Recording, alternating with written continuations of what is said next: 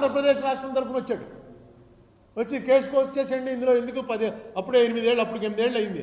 8 ఏళ్ళు అయిపోయింది, 2 రాష్ట్రాలు విడిపోయి ఇప్పుడు మళ్ళీ కొత్త గొడవ ఏంటి, క్లోజ్ చేసేయండి అన్న. అంటే నేను గట్టిగా ఇదేంటి క్లోజ్ చేయడం ఏంటి, ఆర్టికల్ 100 వైలేషను. ఆర్టికల్ 100 అంటే పిల్లర్ ఆఫ్ ద డెమోక్రసీ. ఏంటి ఆర్టికల్ 100? ఇదైనా విషయమైనా సరే పార్లమెంట్లో కానీ, అసెంబ్లీలో కానీ, పంచాయతీలో కానీ, మున్సిపాలిటీలో కానీ ఎక్కడైనా ఏ విషయం తేలాలన్నా ఓటింగ్ పెట్టి ఆ ఓటింగ్లో మెజారిటీ వచ్చిందే పట్టే తీర్మానం చేయాలి. అది ఆర్టికల్ 100. వీళ్ళు ఆర్టికల్ 100నే తీసి పక్కన పెట్టేశారు. ఓటింగే లేదు, అడిగేవాళ్ళు లేడు. ఈ బాధ నేను అలా చెప్తూనే ఉన్నాను. పవన్ కళ్యాణ్ గారు అయితే అవేళ నాకు పూర్తిగా ధీమా వచ్చింది, ఖచ్చితంగా ఈయన అపోజిషన్లో ఉండని, రూలింగ్లో ఉండని, వీళ్ళ పార్టీకి ఎన్ని సీట్లు రాని, సీట్లు రాకపోని పవన్ కళ్యాణ్ అనేటువంటి మనిషి మాత్రం ఈ ఇష్యూలో ఖచ్చితంగా కన్విన్స్ అయ్యాడు కాబట్టి ఆయన నిలబడతాడు అనుకున్నాను. కానీ 19 ఎలక్షన్లో ఆయన ఓడిపోయాడు. జగన్మోహన్ రెడ్డి గవర్నమెంట్ వచ్చింది. వచ్చి అభిషేక్ సింఘ్వి వచ్చి ఇలా మాట్లాడాడు.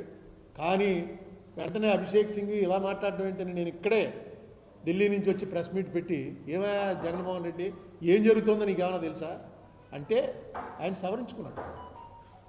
జగన్మోహన్ రెడ్డి వెంటనే జవహర్ రెడ్డి గారు చీఫ్ సెక్రటరీ గారు నేను నా వాదనని సపోర్ట్ చేస్తూ ఎఫిడవిట్ ఫైల్ చేశారు. ఈవేళ ఎఫిడవిట్ అక్కడ పెండింగ్లో ఉంది. ఈవేళ నేను ఏం కోరుతున్నానంటే, చంద్రబాబు నాయుడు గారు అయితే సరే ఇప్పుడు ఆయన బీజేపీతో స్నేహంగా ఉన్నాడు కాబట్టి ఆయన ఏం మాట్లాడలేకపోవచ్చు. కానీ స్నేహంగా ఉన్న దీంట్లో అభ్యంతరం ఏం లేదు. ఎందుకంటే మనం బీజేపీనో లేకపోతే కాంగ్రెస్నో పార్టీ చేయట్లా. మనం పార్టీ చేస్తున్నది పార్లమెంట్ని. పార్లమెంట్లో ఇలాంటి నిర్ణయాలు జరగచ్చా? ఇప్పుడు దీంట్లో మనం అడిగింది కూడా నేను తర్వాత నేను పెట్టిన ప్రేయర్ మార్చి ఏమడిగానంటే, ఆంధ్ర తెలంగాణని కలపమని నేను అడగట్లేదు. జరిగింది తప్పు అని చెప్పండి, ఇక ముందు ఇలా జరగకూడదని చెప్పండి, ఇక ముందు ఎలా జరగాలో కూడా చెప్పండి.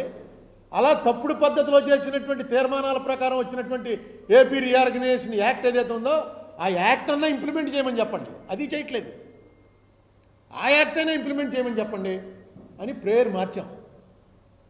మార్చినప్పటికీ కూడా సెంట్రల్ గవర్నమెంట్ అంటే యూనియన్ గవర్నమెంట్, ఢిల్లీ గవర్నమెంట్ ఇప్పటి వరకు ఎఫిడవిట్ కూడా ఇలా పైపెచ్చి ఒక రోజు వాళ్ళ తరఫున ఒక అడ్వకేట్ వచ్చి ఏమన్నాడంటే, నేను ఎప్పుడో ఇస్తామండి దీనికి ఎఫిడవిట్ అన్నాడు.